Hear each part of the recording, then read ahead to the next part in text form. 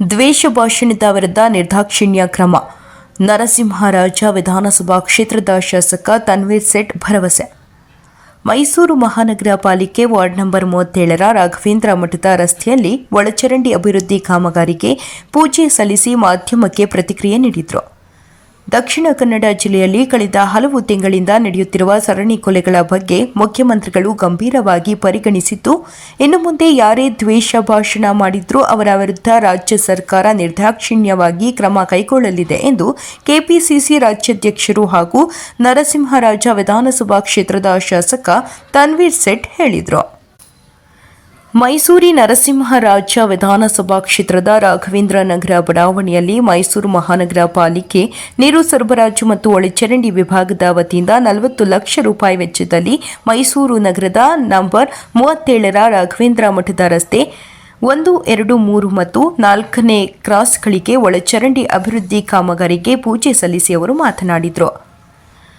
ಸರಣಿ ಕೊಲೆಗಳ ಸಂಬಂಧ ದಕ್ಷಿಣ ಕನ್ನಡ ಜಿಲ್ಲೆಯಲ್ಲಿ ಅಲ್ಪಸಂಖ್ಯಾತರು ಸೇರಿದಂತೆ ಮೃತಪಟ್ಟ 2 ಕೋಮಿನ ಜನರಿಗೂ ಸಾಕಷ್ಟು ನೋವು ಉಂಟಾಗಿದೆ. ಜೀವಕ್ಕೆ ಬೆಲೆ ಕಟ್ಟಲು ಸಾಧ್ಯವಿಲ್ಲ.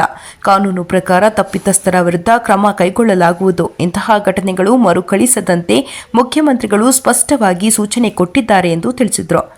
ಇದೇ ಸಂದರ್ಭದಲ್ಲಿ ಮೈಸೂರು ಮಹಾನಗರ ಪಾಲಿಕೆಯ ಆಯುಕ್ತರಾದ ಶೇಖ್ ತನ್ವೀರ್ ಆಸಿಫ್, ನಗರ ಪಾಲಿಕೆ ಮಾಜಿ ಸದಸ್ಯ ಡಿ ಗೋಪಾಲ್, ಸುಮಿತ್ರಾ, ಕಮಲಾ, ಅನಂತರಾಮ್, ರಾಜೇಶ್ವರಿ, ಸತ್ಯರಾಜ್, ಶಶಿಕುಮಾರ್, ಅಣ್ಣಯ್ಯ ಇನ್ನು ಮುಂತಾದವರು ಹಾಜರಿದ್ದರು.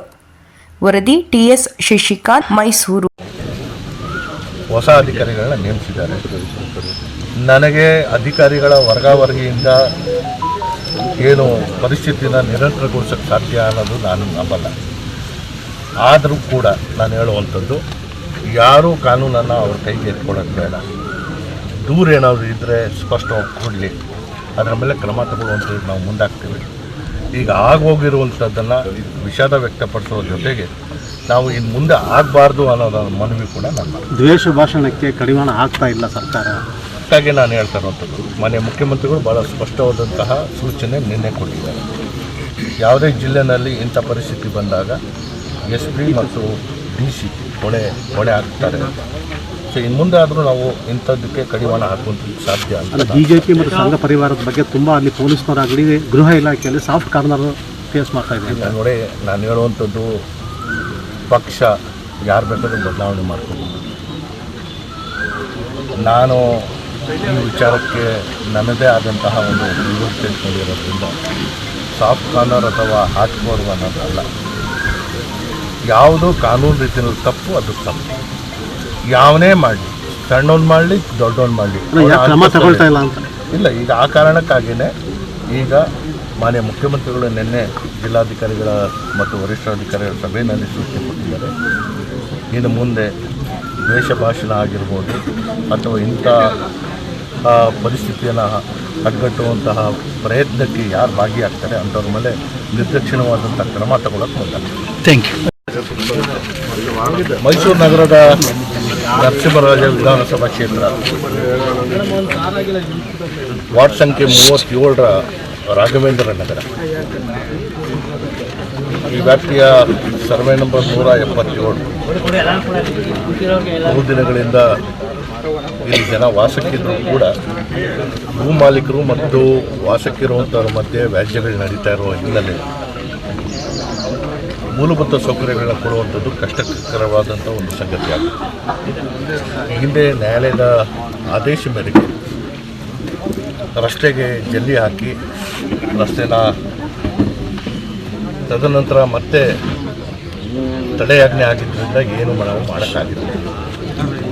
ಈ ಭಾಗದಲ್ಲಿ ಒಳಚರಂಡಿ ವ್ಯವಸ್ಥೆ ತೀರ ಹಾಳಾಗಿದ್ದು ಜನರಿಗೆ ಭಾಳ ಕಷ್ಟ ಸಾಧ್ಯ.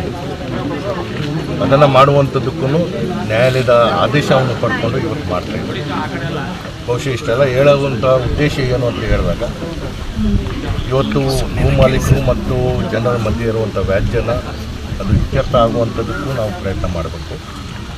ಜೊತೆಗೆ ಮೈಸೂರು ನಗರದಲ್ಲಿ ಸರಿಸುಮಾರು 50,000ಕ್ಕೂ ಹೆಚ್ಚು ಇಂಥ ಏನು ರೆವಿನ್ಯೂ ಬಡಾವಣೆಗಳಿವೆ. ಅದರಲ್ಲಿ ಬಹುತೇಕ ಎಲ್ಲ ಭಾಗಗಳಲ್ಲೂ ಮೈಸೂರು ಮಹಾನಗರ ಪಾಲಿಕೆ ಮೂಲಭೂತ ಸೌಕರ್ಯಗಳನ್ನ ಜನರಿಗೆ ಕುಡಿಯೋ ನೀರು, ಒಳಚರಂಡಿ, ಬೀದಿ ದೀಪ, ಕಸ ವಿಲೇವಾರಿ ಮಾಡುವಂಥ ಕೆಲಸ ಈಗಾಗಲೇ ಮಾಡ್ತಾಯಿದ್ದೀವಿ. ಇದೊಂದು ಭಾಗಕ್ಕೆ ಮಾತ್ರ ನಾವು ಮಾಡೋಕ್ಕೆ ಸಾಧ್ಯ ಆಗಿರಲಿಲ್ಲ. ನಮ್ಮ ಪ್ರಯತ್ನದ ಒಂದು ಭಾಗವಾಗಿದ್ದು ಜನರ ಆಸೆ ಆಕಾಂಕ್ಷೆಗಳಿಗೆ ಇವತ್ತು ಭೂಮಾಲೀಕರು ಸಹ ನಮ್ಮ ಈ ಕೆಲಸ ಪ್ರಾರಂಭ ಮಾಡುವಂತಹ ಗುದ್ಲಿ ಪೂಜೆಯಲ್ಲಿ ಭಾಗವಹಿಸುವಂಥದ್ದು ಬಹುಶಃ ಬರುವಂಥ ದಿನಗಳಲ್ಲಿ ಎಲ್ಲವೂ ಸುಗಮವಾಗಿ ಇತ್ಯರ್ಥ ಆಗುತ್ತೆ ಅನ್ನೋ ನಮ್ಮ ವಿಶ್ವಾಸ ಇದೆ. ಇವತ್ತು ಮೊದಲೇ ಹಂತವಾಗಿ ನಮ್ಮ ರಾಘವೇಂದ್ರ ಸ್ವಾಮಿ ದೇವಸ್ಥಾನ ಏನಿದೆ ಆ ರಸ್ತೆ ಮತ್ತು ಅಡ್ಡ ರಸ್ತೆಗೆ ನಾವು ಒಳಚರಂಡಿಯ ದುರಸ್ತಿ ಮಾಡುವಂಥ ಕೆಲಸಕ್ಕೆ 40 ಲಕ್ಷ ವೆಚ್ಚದ ಕಾಮಗಾರಿಗೆ ನಾವು ಇವತ್ತು ಗುದ್ಲಿ ಪೂಜೆ ಮಾಡಿದ್ದೇವೆ. ನಮ್ಮಲ್ಲಿ ಆಯುಕ್ತರು ಸ್ವತಃ ಈ ಕಾರ್ಯಕ್ರಮದಲ್ಲಿ ಭಾಗವಹಿಸಿರುವಂಥದ್ದು ಬಹುಶಃ ಈ ಭಾಗದ ವೀಕ್ಷಣೆ ಮಾಡಿ ಮುಂದಿನ ದಿನಗಳಲ್ಲಿ ಇಲ್ಲಿ ಇನ್ನೂ ಆಗುವಂಥ ಕೆಲಸಗಳಿಗೆ ನಾವು ಚುರುಕುಗೊಳಿಸುವಂಥದ್ದಕ್ಕೆ ಸಾಧ್ಯ ಆಗುತ್ತೆ. ಸೊ ನಾನು ಈ ಭಾಗದಲ್ಲಿ ವಾಸಿಸುವಂಥ ಎಲ್ಲರಿಗೂ ನಾನು ಅಭಿನಂದನೆಗಳನ್ನ ಸಲ್ಲಿಸ್ತೀನಿ. ಅವರ ಕಷ್ಟ ನಾವು ಅರ್ಥ ಮಾಡ್ಕೊಂಡಿದ್ದೀವಿ. ಭೂಮಾಲೀಕರು ನಮ್ಮ ಜೊತೆ ಸೇರಿದ್ದಾರೆ. ಅವ್ರಿಗೂ ನಾನು ಹೇಳುವಂಥದ್ದು ಇಷ್ಟೇ, ಇತ್ಯರ್ಥ ಮಾಡಿಕೊಂಡು ನಗರದ ಪೂರಕ ಬೆಳವಣಿಗೆಗೆ ಅವರು ಸಹಕರಿಸಬೇಕು ಅಂತ ನಾನು ಕೋರ್ತಾ ಇವತ್ತಿನ ಈ ಗುದ್ಲಿ ಪೂಜೆ ಸಾಕಷ್ಟು ಮಾನ್ಯತೆಯನ್ನು ಪಡೆದಿದೆ. ಜನರ ಕಷ್ಟಗಳಿಗೆ ಸ್ಪಂದಿಸುವಂಥ ಒಂದು ಕಾರ್ಯಕ್ಕೆ ನಾವೆಲ್ಲರೂ ಸೇರಿದ್ದೀವಿ. ಸರ್, ಇದನ್ನು ಹೊರತುಪಡಿಸಿ ತಾವು KPCC ಕಾರ್ಯಾಧ್ಯಕ್ಷರಾಗಿದ್ದೀವಿ.